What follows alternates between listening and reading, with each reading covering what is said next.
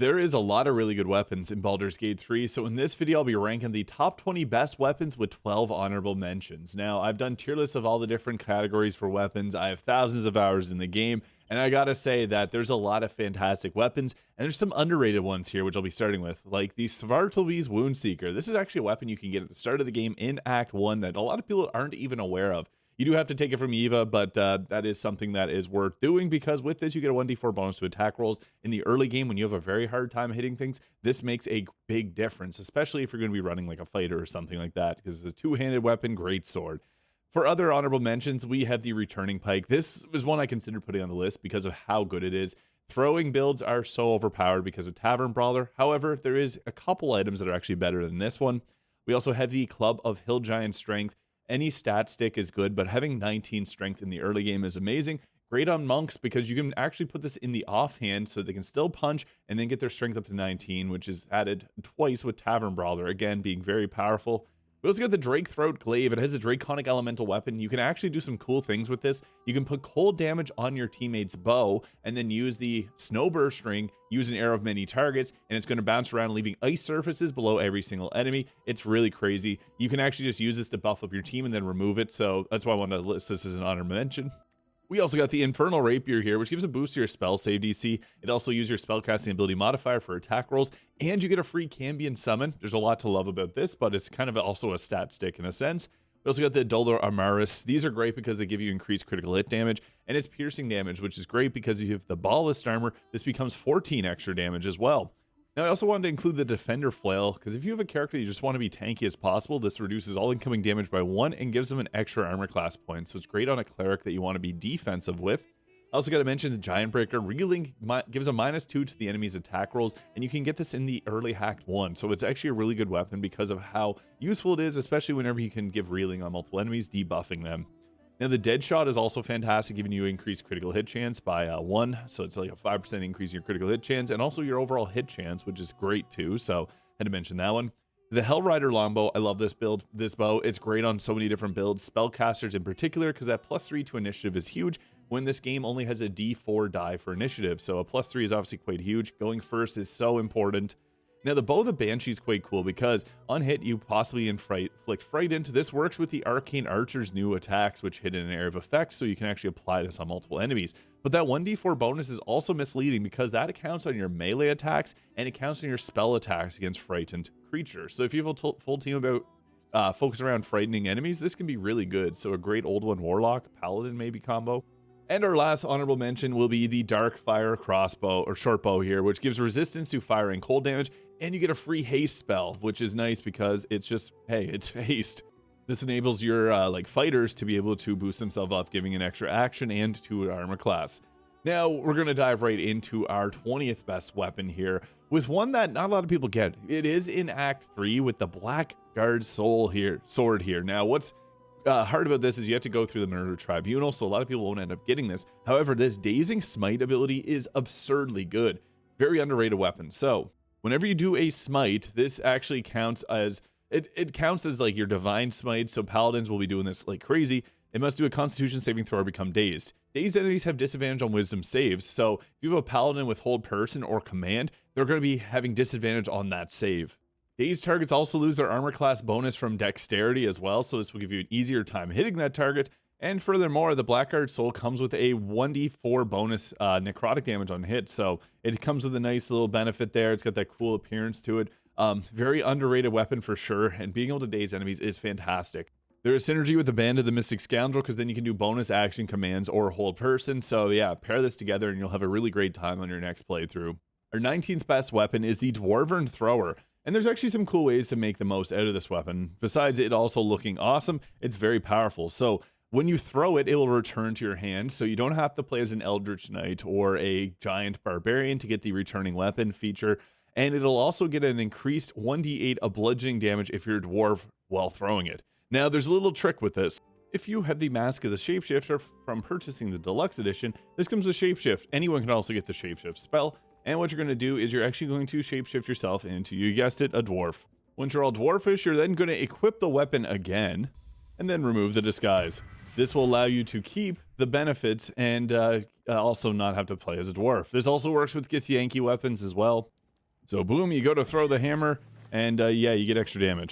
You can see for the damage roll, it's now a 2d8 of bludgeoning damage. This is further obviously enhanced if we are using Tavern Brawler, which I don't have on this character, but yeah, pretty nice.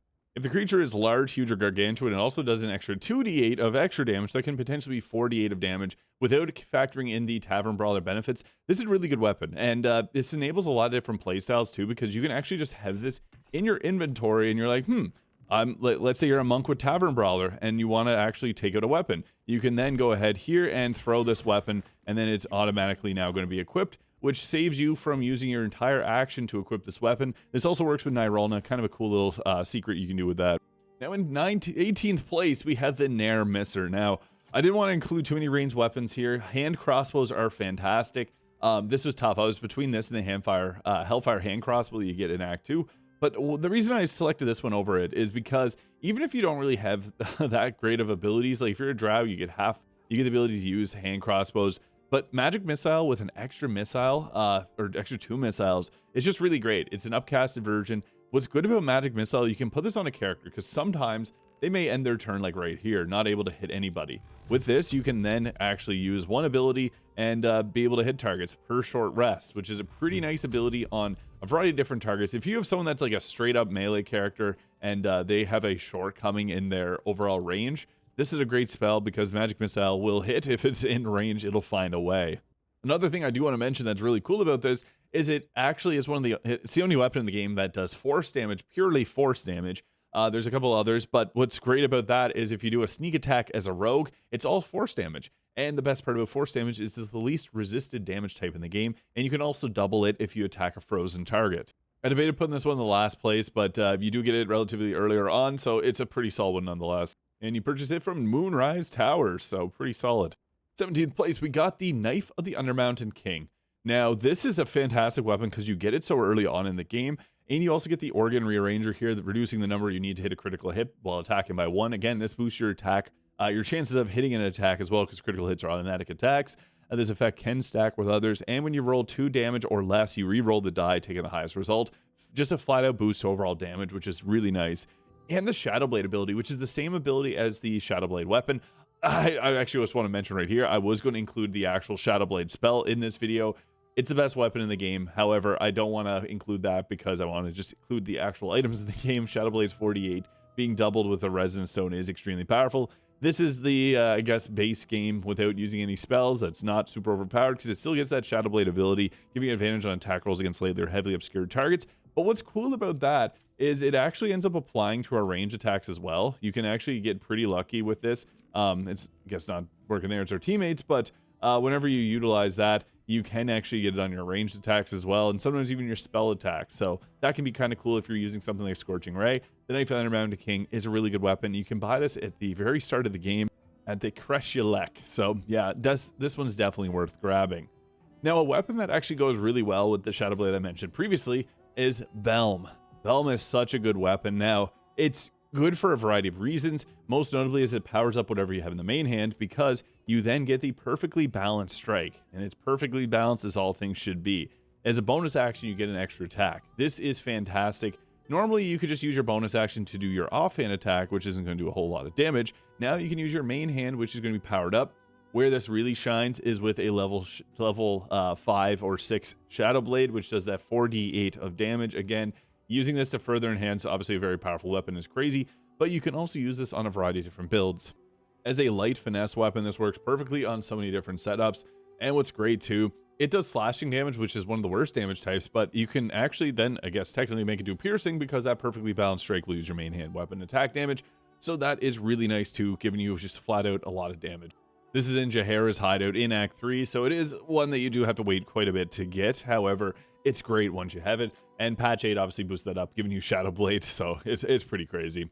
Now, next we got ourselves another weapon here with a short sword, the Crimson Mischief. Now, this one is one of 2 weapons. I was actually going to pair them together, but they are both really good in their own ways. So with this one, this actually does pair well with the Belm as well, because whenever you attack a target with less than 50% of their health, you do an additional 1d4 of damage. That's good, but the big benefit is in the main hand and the offhand, it has 2 different effects. In the main hand, it's arguably the best choice because when you make an attack with advantage, the target takes an additional 7 piercing damage.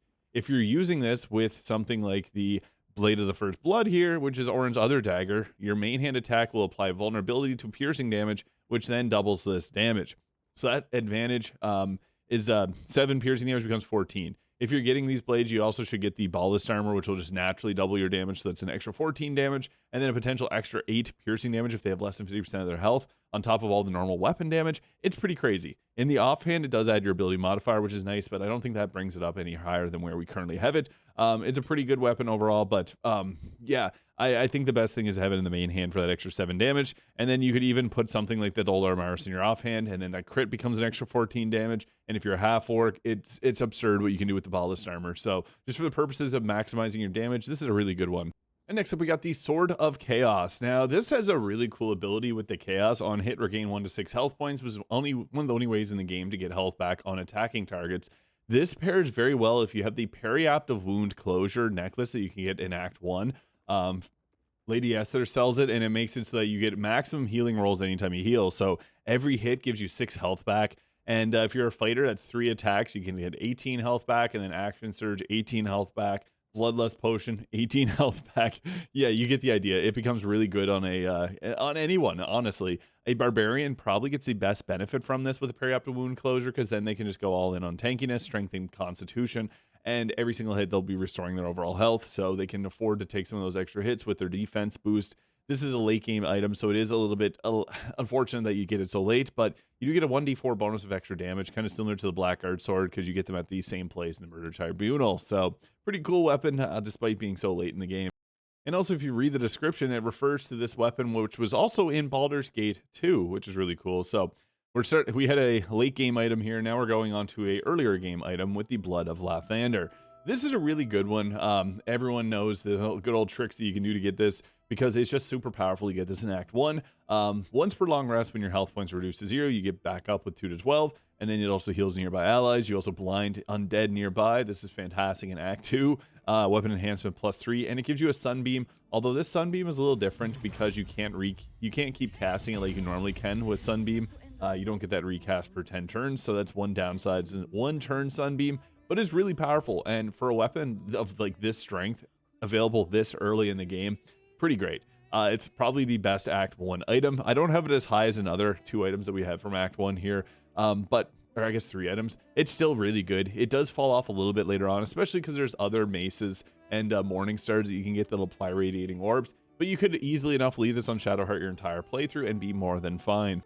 And I guess speaking of Act 1 items, we have Fowler Alluve. Now, personally, I want to put this so much higher, but there's a lot of really good items in this game. Now, this gives us a very powerful ability with the Shrieking and Singing Song. The fact that you get this in Act 1 is nuts, and so early on. So there's the Singing Song. All allies within 6 meters range have a 1d4 bonus to attack rolls in Charisma, Wisdom, and Intelligence saving throws, which are some of the worst ones to not succeed on. That's not even the best ability here. That title belongs to the Shrieking Song, giving all enemies within 6 meters a 1d4 penalty to their Wisdom, Intelligence, and Charisma saving throws, so that you can land your control spells a little bit easier. And this is great because there's so many times where you're going to be closer to enemies than close to your teammates. And then all affected creatures will receive an extra 1d4 of thunder damage. This used to be a lot crazier because it boosts up a lot of extra damage. It doesn't actually trigger any thunder-based gear. So if you have the Gloves of the Belligerent Skies in Act 1, that gives reverberation on the enemy. This is a separate instance of thunder damage that's applied from a condition. It's not applied from your character yourself. So this won't actually proc any thunder-based gear. So there's a heads up, because there is a lot of thunder-based gear. This won't proc. But where this really shines is Magic Missile procs that 1d4 multiple times. It's almost like hexing an enemy, but doing thunder damage on them. So yeah, that is really, really good. You can imagine.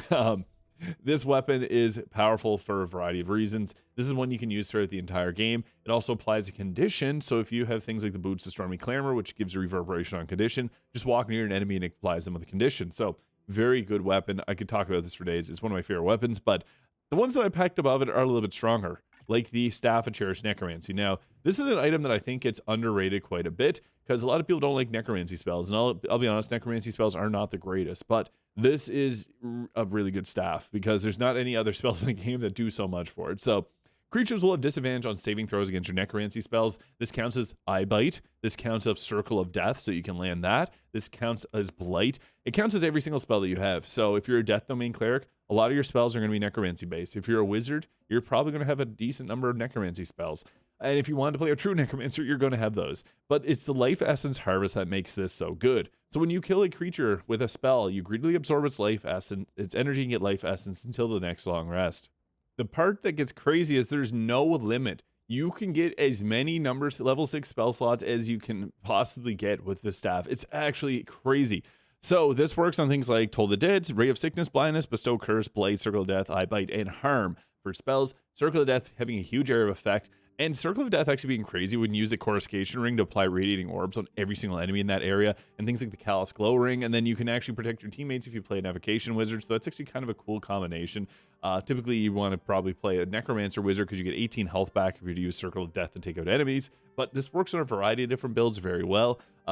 Just crazy. Now, you don't get the life essence if you use Spirit Guardians or Call the Weak.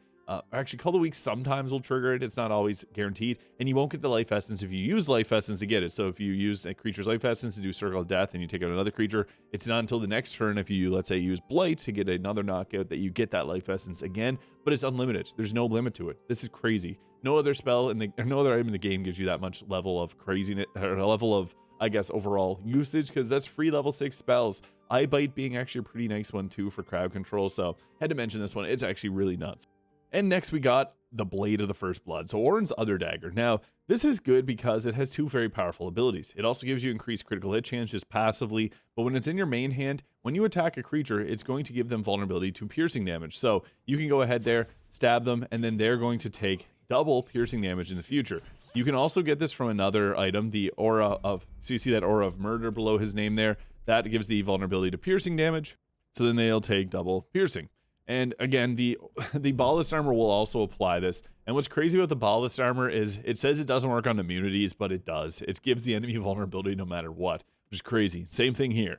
It's kind of crazy. And this actually works very well when it's in the offhand, because whenever you attack, whenever a creature attacks you and misses, you do a True Strike retaliation. So you basically get a riposte attack, so you attack them back. And then it also applies True Strike on them, which is a bonus action version of True Strike. Normally, True Strike sucks because it's an action, but you get a free bonus action version, and it also can give it on it. And it's a bound weapon. And in the offhand, it also gives you a +1 in your armor class. It's a crazy good weapon. So yeah, I had to include this one here just because of how powerful it is.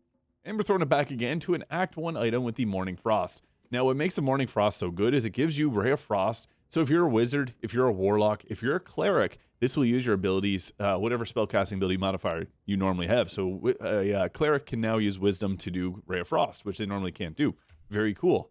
This is, however, really good because of the Insidious Cold. So dealing cold damage with a spell possibly inflicts chilled on the target. When a target's chilled, they take double cold damage. Your Cone of Colds will now do upwards of 128 damage. Odaluke's Freezing Sphere will also do extra double damage. Every time you do cold damage, you deal an additional point of cold damage too. The Morning Frost, it's an Act 1 item you can get in the Underdark. I have a full video on how to get it because you have to get 3 little items, put them together. It's really easy to get and going to be one of the best staffs in the game. Obviously, the staff of Chair's Necromancy is really strong with being able to get level 6 spells for free, but this gives Chilled for free, which is just fantastic, and it does it on your damaging spells. No other setup required. If you're going to do any type of casting, cold damage is up there with lightning for being the best damage type, so this is a really good weapon. Now, we're getting into a weapon that's interesting for a few reasons. The Gaunter Mail Bow has a glow to it, which is the least beneficial ability that it brings. It gives you Celestial Haste, which is one of the most broken abilities in the game. So Celestial Haste, per long rest, you can haste yourself. Now, haste is great because it gives you an extra action. So you can now do, if you're, let's say, spellcaster, you can do 2 Chain Lightnings. Haste is a little different in honor mode for fighters where they don't get 3 extra attacks. So this is actually one of the instances where this is probably better on someone else, unless you have like an Eldritch Knight that also wants to do a little spell casting or something. But what's really good about this is it also has Guiding Bolt on your hits, which if you use an arrow of many targets, you can hit a target and chain around applying Guiding Bolt to multiple targets. Pretty nice setting up advantage for, let's say, like your rogues for sneak attack. Pretty fun stuff. But that Celestial Haste is just so good. And I guess the best part I didn't even mention it yet, you don't get lethargic after it ends. So if you're a character that doesn't have really great spellcasting, your concentrations are breaking, not a big deal. You're not going to lose your entire turn like you would with other versions of haste. Like I mentioned at the start of this video, there's the Darkfire Bow, which has a normal version of haste, which you see there when the condition ends, you become lethargic. With this one, you don't care. You're fine. It can end and you don't get the hangover. So pretty powerful. Obviously, you can imagine. It's great outside of honor mode, but it's great in honor mode to give your characters a free haste without having to take a spell slot. And also, if it breaks the concentration, who cares? It's not a big deal. This is a really good weapon. I had actually debated putting it up even higher because it's just so good. But yeah, we're setting it right there. Next up, we got the Duelist Prerogative. Now, this is very good on a few really good builds. This weapon you cannot use a shield with. So when your offhand is empty, you get a critical hit while rolling 19, and you get an additional reaction. This is where the weapon becomes crazy because reactions are really good in Baldur's Gate. Typically in combat, you're going to have to use a thing called Counterspell at least once if you want to have a good time. And this lets you put this on like a Blade Singing Wizard and Counterspell twice. You can also put this on a Sword Bard, and at level 10 Magical Secrets, take the Counterspell ability. I would really recommend using Counterspell. There is a reaction to add additional 2, 3, or 4 necrotic damage. That's not good unless you're about to trigger Call the Weak, or if an enemy has literally like 2, 3, or 4 health left, depending on your level. Probably 4 at the time you get this weapon. But yeah, it's not super... it doesn't have the same scaling as the weapons we'll be including later. An extra reaction is huge, just because the action economy of Baldur's Gate 3 is important. If you end up utilizing your actions better than the other enemies, if you use your actions for healing, you're putting yourself behind in the terms of like taking down the enemies. And with this, being able to shut down 2 spells is huge for your action economy. It reduces 2 actions that the enemy could have. So that's obviously very, very good. I used to be against this weapon because I hated leaving my offhand empty, but with the Blade Singing Wizard, that's not a big deal. It's pretty useful for that.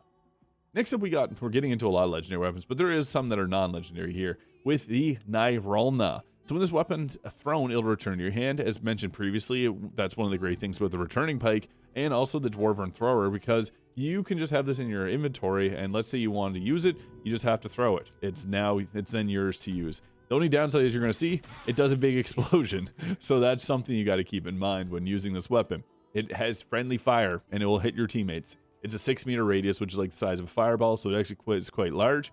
This also gives you increased movement speed and jump distance and immunity to falling damage. You light up the area, so if you have teammates with things like the coruscation ring that needs light to operate, it'll help out with that. And you also get one of the reasons I like this so much, again, is if you're a monk and you're using Tavern Brawler, throwing this, you get your Tavern Brawler bonuses on it. But throwing it also lets you then use the Zephyr Flash, which allows you to do an attack that does 68 of thunder damage and possibly inflicts bleeding. So if you have teammates that are benefited from using bleeding, huge bonus to them. You also get the piercing strikes, but this Zephyr Flash is really nice because you rush forwards with it. This is the best throwing weapon in the game, and in a game where throwing is so powerful, I have this pretty high up on the list. But even if you don't want to throw it, it's still a really good weapon, piercing damage being a very powerful damage type, especially in Act 3 when you get this weapon from the Genie. Also, if you go get Nyrulna, do not forget to grab the Band of the Mystic Scoundrel. It's hidden in a bag there. You want to grab that item. It's arguably better than Nyrulna because it's just crazy getting a bonus action spell. However, next up, we got ourselves the Greatswords. Now, the Greatswords were really tough to rank. There's 2 legendary Greatswords in the game. And my personal preference is the Sword of the Astral Plane, and I'll give my reasons why. I'm going to put the Baldur and Giant Slayer ahead of it because I've had a lot of conversations. And yeah, with this weapon, it's a Gith-born weapon. So you do have to do that trick I showed earlier where you turn yourself into a Gith and then equip the sword once you're a Gith, remove your disguise. What's cool about it is you actually keep it through long rests. So if you long rest and you did that trick, you're going to keep this until you unequip the weapon. So big thumbs up. That's really easy. But what's great about this is the Gith-born psionic resistance. This ability is massive. I understate how good this is. This is actually the best defensive weapon in the entire game. I wanted to put this in #1 place, but the fact you can get this in Act 1 is crazy.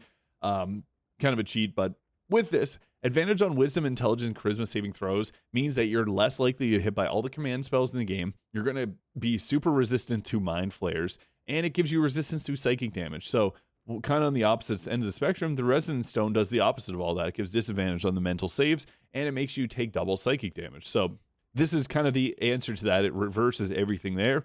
And not to mention, it has the Soul Breaker ability, which can stun enemies. Stun enemies don't get to act. This is one of the best weapon skills in the game. I personally think it's a little bit better than a Baldur and Giant Slayer, but there's arguments to be made for both. I just think if you're going to be wanting to be defensive, this is by far the best defensive weapon. And for the best offensive long sword or great sword, Baldur and Giant Slayer, because on hit, double the damage from your strength modifier. If you're using a strength potion, this is the highest strength that you can possibly get, plus 8 to strength checks added twice to your weapon. Now, this actually works in an interesting way. I've gotten a lot of questions about this because let's say you use the Eldritch, or let's say you use the Hexblade Warlock. This will add charisma modifier to your attack and damage rolls, but it actually still keeps your strength modifier once. So let's say you have a +5 to your charisma modifier. It'll give you +5 damage. And then you have a +8 from your strength from a strength potion. It'll give you that +13. It will actually be less damage than the +8 that you would normally get. So yeah, it does have some downsides, obviously, on that type of build, but this is the best if you're doing a strength-based playthrough. It also gives you advantage on attack rolls against large, huge, or gargantuan foes, and you also get the topple the big folk here, which does additional damage. You go to your proficiency bonus 4, and on hit, large, huge, and take additional 2 to 12 damage, and can potentially fall prone. I actually do think that the sword of the Silver Sword of the Astral Plane is better because it just has the extra defensive purposes, and the psychic damage can be doubled again with the Resonance Stone. However, this is also giving you the Giant Form, which adds additional temporary health and additional 1d6 damage and advantage on strength and checks and saving throws. So there's good argument to be made for both of these. I personally prefer the Githyanki sword. It also looks cooler. It's not all gross like that one. But now we have the last item here from Act 1 with the Titan String Bow. You've probably heard about this. It also adds your strength modifier to the weapon. So similar to Baldur and Giant Slayer, which adds your strength modifier twice, this one takes your strength modifier on top of it as well. So you can see here when you do your attack, you get the +2 from dexterity modifier and +8 from our strength modifier. This also works really well if you use an arrow of many targets, since that's going to double the damage from it. And I guess all the ways you can scale this up even further, use a strength potion. Obviously in Act 1, you can get 3 of them from Auntie Ethel. Arrows of many targets will allow you to hit multiple targets and add that additional strength damage. Sharpshooter feat, obviously +10 to the damage is huge. And then also using the Ballast Armor or Orin's Dagger to double the piercing damage is obviously going to give you the biggest amount of damage. And the last little cherry on top, use Hold Person and use an arrow of many targets. And you're going to get a free critical hit on the first enemy, which is a guaranteed hit. But the beautiful thing about arrow of many targets is if your first hit is a crit, every other hit will be a crit. So you can actually hit crits on every single enemy. It's pretty powerful. This is a weapon you can get in the early game, and it can carry you all the way through to the end. It's very powerful. Getting to add your strength modifier onto bow damage is really nice. I debated putting the Gaunter Mail above it because it gives you that celestial haste, but this is a really good ability as well. Obviously, getting into Act 1 is absurd. Now, for the last 2 weapons, this was really challenging. We have Shar Spear of the Evening and Mark o' Heshker. I'm going to give my reasons for why of each. Now, I think that Shar Spear of the Evening could be potentially the best weapon in the game, but it just depends on your viewing on how you like to use darkness. If you don't like using darkness, don't use this weapon. This is the darkness weapon. Darkness is one of the best things in Baldur's Gate 3. It breaks enemy line of sight. The enemy AI works a little weirdly. They can't do weapon attacks into it. They can't spellcast into it. They just do throwing attacks, and they act really strange when near it. Sometimes it will just not act, so it's very strong. But it also gives you Shar's Blessing, so you get advantage on saving throws while lightly or heavily obscured. That is nuts, because right now in camp, this is considered lightly obscured. Like this entire area, you see, we got the Shar's Blessing. It's crazy. There's very few spots where you're not going to get this blessing. You have to be very, like, out in the open. In cities, you can actually just walk into, like, if there's trees, you can just walk by the trees and they're likely going to be shade, which triggers this. It's absurd how generous the lightly obscured is. Now, this also gives you an additional 1d6 of damage to creatures that are lightly or heavily obscured, which we can also do ourselves. That's not even the best part of this weapon, which is crazy when I'm saying advantage on saving throws is not the best part of a weapon. You also get the blind immunity here. So blindness immunity also counts on magical darkness. And you also get 2 very crazy abilities too. So we get Shard Darkness. The reason this is crazy is it's per turn. So you can cast darkness here and you're like, I don't like where I set my darkness. You can move it, but you also get to see in it, which is crazy. You see there, they got it because they don't like it. Darkness is scary. Furthermore to that, you get the Edge of Darkness, which creates darkness on attack, kind of similar to an Arrow of Darkness, but on your weapon here. This is also really crazy because this then just gives you the ability to hit an area of effect. It actually did pretty nice damage in the area of effect there, but furthermore, stacking up more darkness that we can see in. You can also take a Beastmaster Ranger. The Ravens will create darkness. A lot of characters get darkness. The Drow actually gets their own version of darkness. So darkness is really powerful. If you don't like it, you won't like this weapon, but I can't deny getting advantage on all saving throws is just nuts. Blindness immunity. There's also items like the Steel Watch. There's the Steel Watcher helmet in Act 3 that lets you see in darkness. And in Act 2, you can get the Eversight Ring really easily, which also lets you see in darkness. The Hexblade Warlock can see in darkness, and the Shadow Magic Sorcerer can. So you can actually have a full team really easily that sees in darkness. It's kind of fun. I recommend it. I have actually a full build guide on a full team for darkness builds. I posted a week ago, so you can check that out as well. But in my opinion, the best weapon in the game, Mark o' Heshker, the legendary staff that you get in the Sorcerer's Sundries in Act 3. Also, it looks really cool, but the reason I'm putting this weapon in first place is Kareska's Favor is really good. So you can get heat with the Flames of Wrath. You can get Bolts of Doom here, giving you lightning charges, and you deal additional lightning damage equal to your proficiency bonus and resistance to the elemental damage type that you choose. The Thunder one is also really nice. What's cool is you can actually choose the Acid one and get Hunger of Hadar on a character that doesn't normally get it. And also using the Frost of the Dark Winter is pretty effective too, because this can actually apply chilled on the target. So it's basically like the Morning Frost, but juiced up and available in every elemental type. The Bolts of Doom is my personal favorite because with this, whenever you have this, you're crackling with lightning. Every time that you deal spell damage, you gain 1 lightning charge, and this will actually boost up all of our spells quite a bit. But it also gives you the best spell for damage in the game with Chain Lightning. This can chain around to multiple enemies. A 10d8 of lightning damage is crazy when you consider how easy it is to hit enemies with Create Water. So you can actually do something like summon in a Mage Hand here. Mage Hands are extremely powerful. They're free. Use them. Please use them.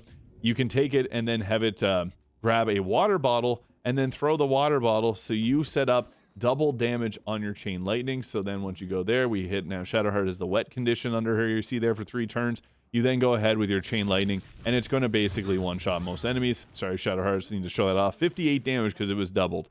So yeah, it becomes absolutely crazy really quickly because, yeah, Chain Lightning is really good. If that wasn't enough, you naturally can only cast Chain Lightning 1 time in the game because you only get 1 level 6 spell slot. This will let you do it again, and it also gives you the Arcane Battery to do it a 3rd time. So that's my reason for putting this in first place. Chain Lightning, Chain Lightning, Chain Lightning. You know the meme, cast Fireball. Chain Lightning's even better. So really good item. I personally, as I said, I think this item could be the best item in the game, but I feel like it would be a cop-out if I put the Darkness item in the first place, because it is seriously such a broken item.